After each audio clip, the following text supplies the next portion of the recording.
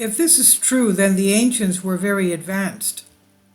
The three great footprints, the launch of a very unique and special theory. If it's true, then really the ancient civilizations were far ahead of us. The temple of Ain Dara is a small village located northwest of Aleppo, Syria. It's known for several notable structures, including the temple located west of the village and discovered by chance in 1955 when the colossal royal lion was found there. As a result of the find, excavations were carried out in the following years, revealing fascinating pieces of unknown history dating back to somewhere between 1300 and 740 BC. However, the prehistory of the wider area is estimated around 7000 BC at least. That's at least 9,000 years ago. Archaeologists are still unsure as to which deity this temple is dedicated to, although there is a multitude of sculptures and reliefs adorning the walls and wider space. They cannot help scholars decide who this temple was dedicated to.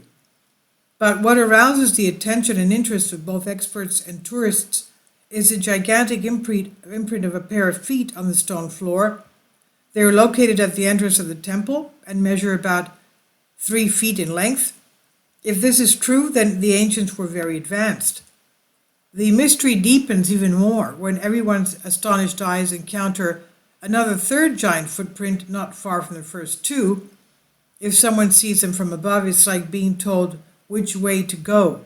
This is said that there is evidence that there were once giants who roamed the earth around the world. It is a fact, however, that the mythology of the surrounding area points to a time when giants and demigods and gods with a lower G roamed the earth, leaving their mark behind. What many consider to be a myth, for many researchers and writers, is a reality. Perhaps, in fact, these huge beings were once mistaken for gods. But why 3 souls and not 4? Why 3 footprints? What are these footprints? Where are the statues of corresponding height placed upon them? Do they represent some ancient gods? Were they placed there for aesthetic reasons? No one can say for sure. Are they proof of something far more shocking? The sign of the gods from other dimensions? If this is true, the ancients were very advanced. There are several and completely different explanations of what these prints might mean. Some are that they are evidence of the existence of ancient giants, that they are a reminder of a distant era when gods walked the earth, small g. They were also interpreted as directional signs leading to the temple or some other point. They said they are dealing with ancient aliens and much more. However, one theory that we distinguish has to do with the fact that the footprints are the traces of the gods, quote unquote, from their dimension in our own dimension. That is, that they are the traces of another dimension of gods, that if they were projected into our world, we would see only a minimal trace of their existence, the feet, that is. So consider, if we lived in a 2-dimensional world, like for example a huge sheet of paper with length and width without height, then if a 3-dimensional being stepped on our 2-dimensional world, it would leave only its footprint. So that's an amazing theory, if indeed the people of that time had a perception of the world of many dimensions as we perceive it today. Another interesting feature of the Ain Dara temple in Syria is its similarity to the biblical description of Solomon's temple in Jerusalem.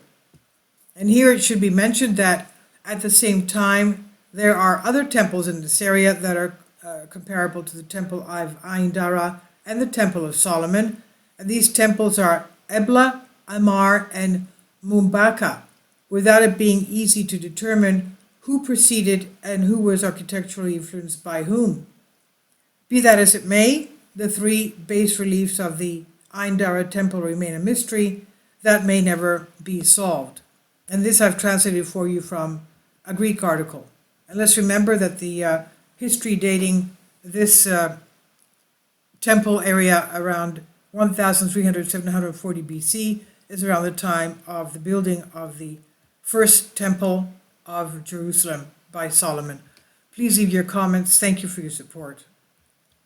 Kindly support my Patreon account. The daily posts are 5 videos daily, and they are totally different from what I have on my YouTube channel. Thank you so much for your support and that you find all my content so interesting. You'll find the Patreon account details in the description box below.